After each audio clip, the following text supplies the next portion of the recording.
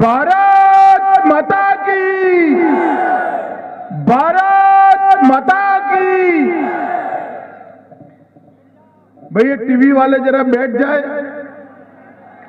मैं पहली बार कर रहा हूं, जरा देखने दो मेरे भाइयों बहनों को। बैठ जाओ जरा, बैठ जाओ यार, मैं यहीं खड़ा रहकर बोलने वाला हूं।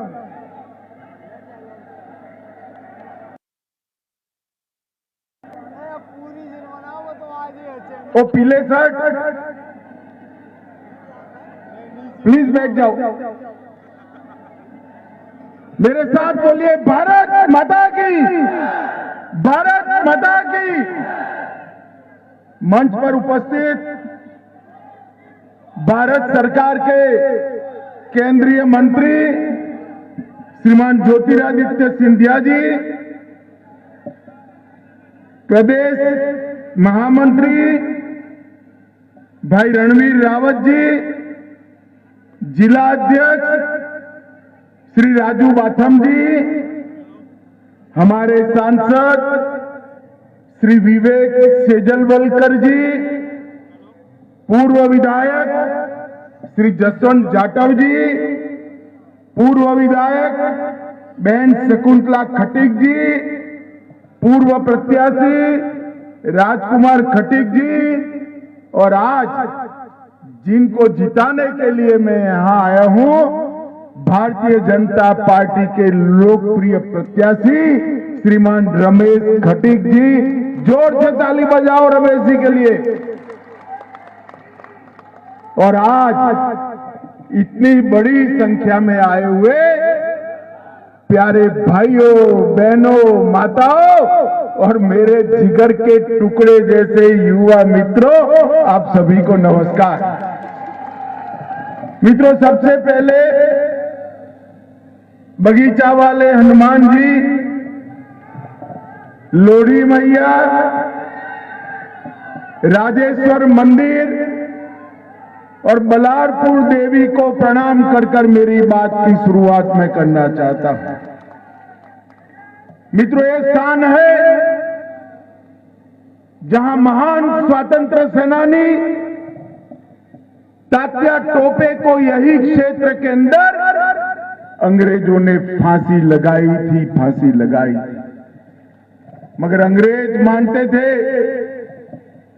कि तात्या टोपे को फांसी लगाकर उनके खिलाफ आंदोलन समाप्त हो जाएगा।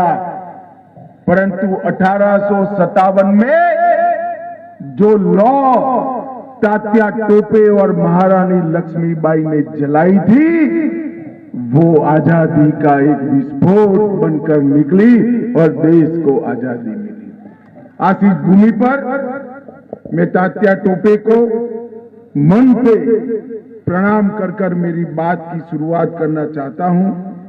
आज आजाद हिंद फौज के कर्नल गुरुबख्श सिंह का भी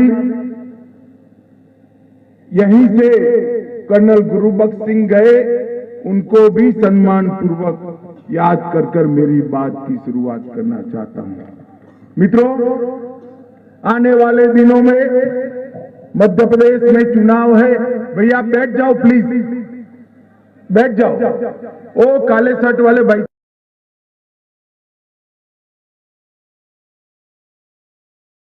मध्य प्रदेश में आप भी बैठ जाओ, ग्रीन टोपी।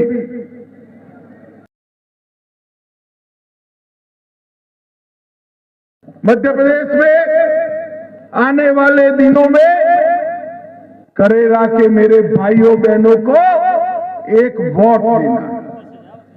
वोट देते वक्त ऐसा मत सोचिएगा कि आप रमेश खटीक को प्रत्याशी को विधायक बनाने के लिए वोट दे रहे, ऐसा मत सोचिए।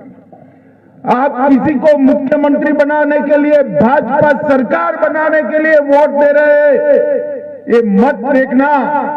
आप वोट देते वक्त ये देखना कि बीमारू राज्य में से बेमिसाल राज्य जिसने बनाया, वो डबल इंजन सरकार को चालू रखने के लिए वोट। आपका एक वोट ये सुनिश्चित करेगा कि अगले 5 साल में मध्य प्रदेश में कांग्रेस की सरकार होगी या भाजपा, एक और कांग्रेस की सरकार जिसने कई सालों तक अंधेरे में रखा मध्य प्रदेश को बीमारू राज्य बनाया, और दूसरी ओर भारतीय जनता पार्टी की सरकार जिसने 18 साल में किसान, दलित, पिछड़ा, आदिवासी, महिला, युवा हरेक के कल्याण के लिए काम किया है। मुझे बताओ माताओं, भाइयों, बहनों, 18 साल हो गए, सबको याद नहीं होगा 18 साल पहले बंटा धार की सरकार थी, तब हर गांव में बिजली आती थी क्या? रोडों की स्थिति ऐसी थी क्या? सिंचाई की व्यवस्था हुई थी क्या? एक कांग्रेस पार्टी ने जब जब शासन मिला अपने घर भरने का काम किया, और भारतीय जनता पार्टी ने विकास करने का काम। मैं आज यहां से कमलनाथ को कहने आया हूं, जरा भी हिम्मत है तो मेरी बातों का जवाब देना। आप जब 2002 में मध्य प्रदेश छोड़कर गए, तब मध्य प्रदेश में बजट की साइज सिर्फ 23,000 करोड़ थी। आज 2023 में भाजपा के 18 साल में 3,14,000 करोड़ रुपए का बजट विकास का बना है। माताओं, भाइयों, बहनों, एसटी और ओबीसी के लिए 1,000 करोड़ का बजट कांग्रेस का था। कितने रुपयों का था? जोर से बोलो, कितने का? 1,000 करोड़ के बजट को हमने बढ़ाकर 64,000 करोड़ रुपया तक ले जाने का काम ये भारतीय जनता पार्टी ने किया है। उद्योगों की बात करें तो साल में सिर्फ 4,000 एमएसएमई रजिस्ट्रेशन होते थे, आज 4,000 की जगह 3,62,000 एमएसएमई बनते हैं। सड़क सिर्फ 60,000 किलोमीटर थी, आज 18 साल के शासन के बाद 60,000 से बढ़कर 5,10,000 किलोमीटर सड़क मध्य प्रदेश में बनी है। एमएसपी पर गेहूं की खरीदी सिर्फ 4.5 लाख टन बंटा धार करते थे, 4.5 लाख टन से बढ़ाकर हमारे शिवराज जी ने 71 लाख मैट्रिक टन गेहूं एमएसपी पर खरीदने का काम किया है। और मेडिकल सीटें 620 थी, इसको 4,000 तक बढ़ाया। आईआईटी 150 से आज 1,000 आईआईटी है। और पर्यटक मध्य प्रदेश में 64 लाख आते थे, अब देश भर से 9 करोड़ पर्यटक मध्य प्रदेश में आते हैं। ये पूरा परिवर्तन भारतीय जनता पार्टी की सरकार ने किया। चाहे दलित हो, चाहे किसान हो, चाहे पिछड़ा समाज हो, या चाहे लाडली लक्ष्मी प्राप्त करने वाली मेरी मध्य प्रदेश की बहनें हो, सबके कल्याण के लिए भारतीय जनता पार्टी की सरकार ने काम किया। मित्रों, एक कांग्रेस पार्टी की स्थिति ऐसी है, आज आंबेडकर जी का फोटो लगाकर घूमते हैं। आंबेडकर जी का जीवन भर अपमान अगर किसी एक पार्टी ने किया है तो एक कांग्रेस पार्टी ने किया है। उन्होंने आंबेडकर जी को जब तक उनकी सरकारें रही भारत रत्न नहीं देने दिया।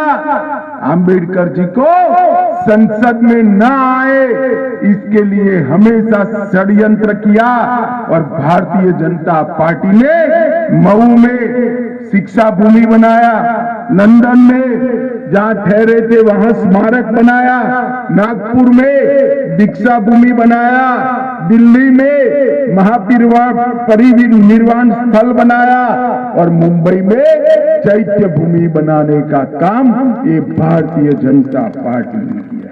Doctor Ambedkar international study centre की स्थापना भारतीय जनता पार्टी के नेता और हमारे प्रिय प्रधानमंत्री नरेंद्र मोदी जी ने किया।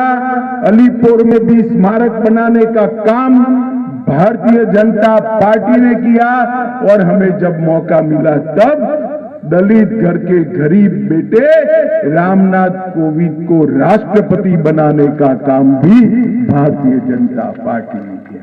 और इसका परिणाम देखिए, देश भर में सबसे ज्यादा एससी विधायक और एससी सांसद अगर किसी एक पार्टी के हैं तो हमारे भारतीय जनता पार्टी के हैं। माताओं, भाइयों, बहनों, 2014 के बजट में 1100 करोड़ रुपया दलितों के कल्याण के लिए था। हमने 6000 करोड़ किया। नेशनल मेरिट स्कॉलरशिप 2 लाख से ज्यादा विद्यार्थियों को दी।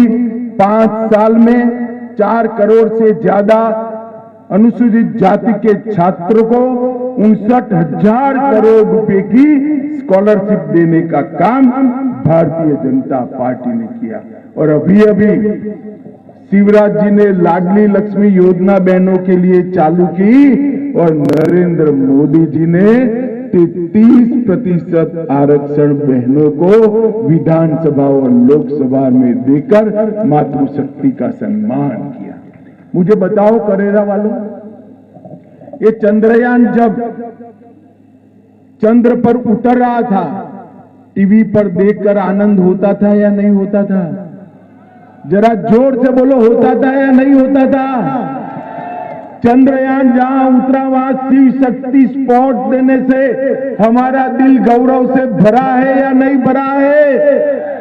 मोदी जी नई संसद में सेंगोल स्थापित करते हैं, हमारा मन गौरव से भरता है या नहीं भरता है? नई संसद बनाई, G20 में सारे दुनिया के प्रमुख राष्ट्राध्यक्षों ने भारत का महिमा मंडन किया, मोदी जी का बखान किया और मोदी जी के साथ एक पंक्ति में रहकर हमारे राष्ट्रपिता को श्रद्धांजलि देने का काम G20 में हुआ है। भारत को गौरव दिलाने का काम मोदी जी ने किया है और कांग्रेस पार्टी ने हर बात का विरोध किया। जब कांग्रेस की सरकार थी, मनमोहन सिंह की सरकार थी, आए दिन पाकिस्तान से आलिया मालिया जमालिया घुस जाते थे और बम धमाके करते थे। मनमोहन सिंह कुछ नहीं बोलते थे, मौनी बाबा की जुबान सिली हुई रहती थी। फिर मोदी जी की सरकार आई, आपने ढेर सारी सीटें बढ़ाई, मोदी जी की झोली में डाली, मोदी जी प्रधानमंत्री बने। पुलवामा और उरी में पाकिस्तान ने गलती कर दी। 10 ही दिन में पाकिस्तान के घर में घुसकर सर्जिकल स्ट्राइक और एयर स्ट्राइक करने का काम नरेंद्र मोदी जी ने देश की सीमाओं को सुरक्षित करने का काम किया है।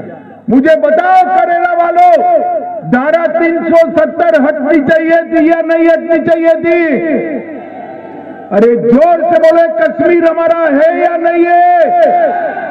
70 साल से एक कांग्रेस पार्टी एक अनोरस संतान की तरह धारा 370 को अपनी गोदी में खिलाने का काम करती थी। मोदी जी ने एक दिन 5 अगस्त 2019 को धारा 370 को उखाड़ कर फेंक दिया और हमेशा के लिए कश्मीर को भारत का अटूट हिस्सा बना दिया। और उस वक्त एक कांग्रेस पार्टी के नेता राहुल बाबा, जानते हो ना राहुल बाबा को? अच्छे से जानते हो ना? ये राहुल बाबा कहते थे धारा 370 मत हटाइए, बड़ा भूचाल आएगा। हमने पूछा क्या आएगा भाई? तो उन्होंने कहा खून की नदियां बह जाएगी। राहुल बाबा, धारा 370 हट गई 5 साल हो गए, खून की नदियां छोड़ो, कंकर उठाने की किसी की हिम्मत नहीं है। कंकर ये नरेंद्र मोदी सरकार है। देश को सुरक्षित करने का काम हमारे नेता नरेंद्र मोदी जी ने किया है। मुझे बताओ माताओं, भाई और बहनों,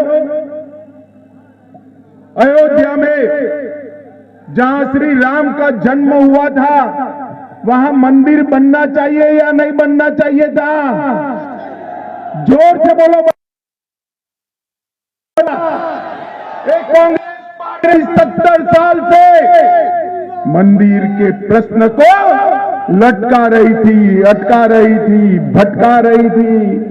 मोदी जी ने एक दिन सुबह चुपचाप जाकर वहां भूमि पूजन किया और मैं तो निमंत्रण देने आया हूं। 20 जनवरी को वहां पर प्राण प्रतिष्ठा होने वाली है।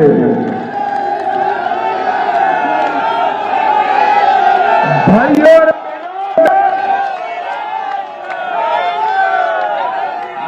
और बहनों, एक करेला की ऐतिहासिक भूमि से मैं राहुल बाबा को जवाब देना चाहता हूं। 2019 में मैं पार्टी का अध्यक्ष था। राहुल बाबा पूरे देश में गदर मचाते थे, मंदिर वहीं बनाएंगे मगर तिथि नहीं बताएंगे। अब राहुल बाबा कान खोलकर तिथि सुन लो। 22 जनवरी 2024 को दोपहर को 12:30 बजे रामलला प्रस्तापित होने वाले।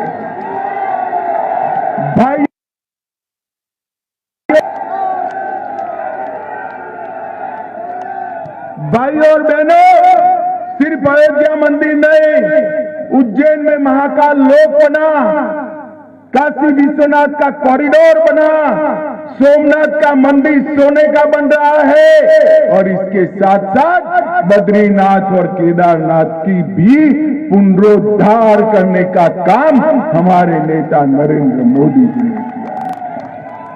नरेंद्र मोदी जी ने योगा को और आयुर्वेद को पूरी दुनिया में पहुंचाकर भारतीय संस्कृति के ध्वज को पूरी दुनिया में पहुंचाने का काम किया है। माताओं, भाई और बहनों,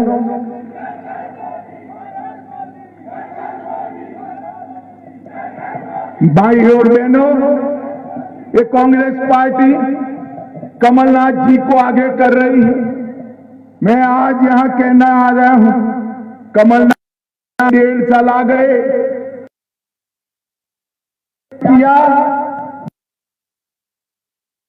मध्य प्रदेश में स्थापित किया। आप बोलोगे कि नहीं किए, ऐसा नहीं है भाई, कुछ तो उन्होंने किया है। मध्य प्रदेश में कमीशन खोरी का उद्योग स्थापित किया, मध्य प्रदेश में ट्रांसफर इंडस्ट्री लगाने का काम किया, बेटा दामादों के कल्याण का उद्योग स्थापित किया और भ्रष्टाचार की इंडस्ट्री लगाने का काम एक कमलनाथ ने किया। मित्रों, शिवराज जी ने चालू की हुई 51 से ज्यादा गरीब कल्याण योजनाएं बंद की।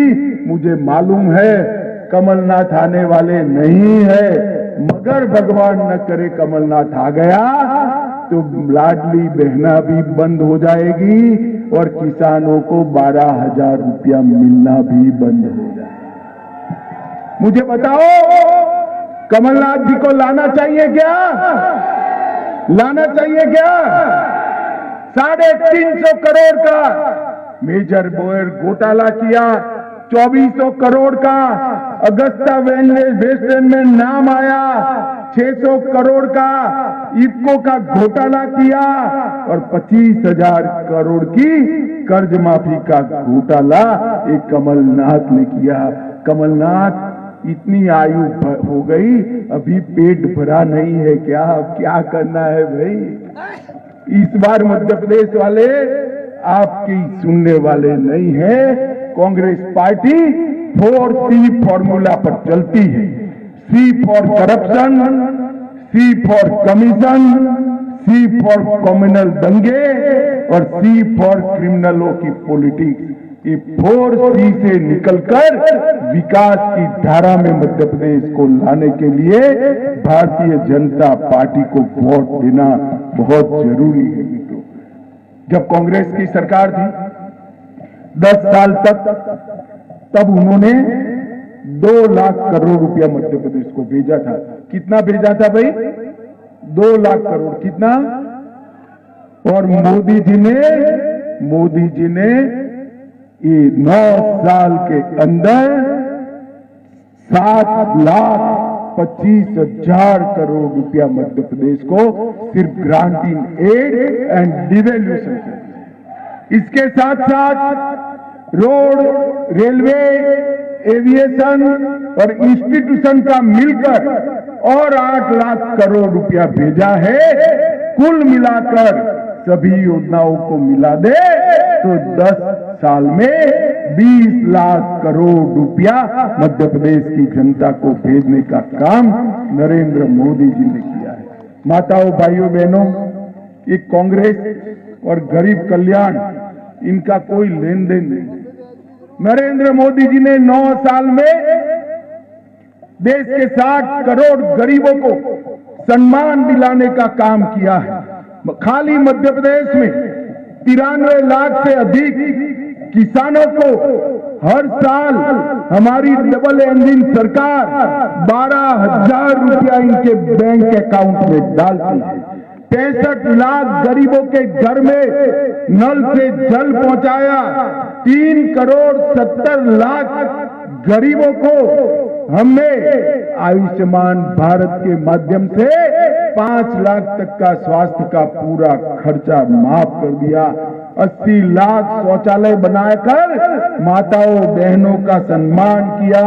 5 करोड़ से ज्यादा गरीबों को प्रति व्यक्ति प्रति माह 5 किलो अनाज मुफ्त में देने का काम किया। 82 लाख बहनों को उज्ज्वला के गैस के सिलेंडर दिए। 36 लाख से ज्यादा गरीबों को घर दिया। और मुझे बताना, करेला वालों, मन से सबका दोनों कोरोना का टीका लग गया है या नहीं लग गया है भाई? अरे हाथ तो ऊपर करो, लग गया है या नहीं लग गया है? 25 पैसा भी देना पड़ा है क्या? अरे देना पड़ा है क्या? ऊपर से कॉफी पिलाई है नहीं पिलाई?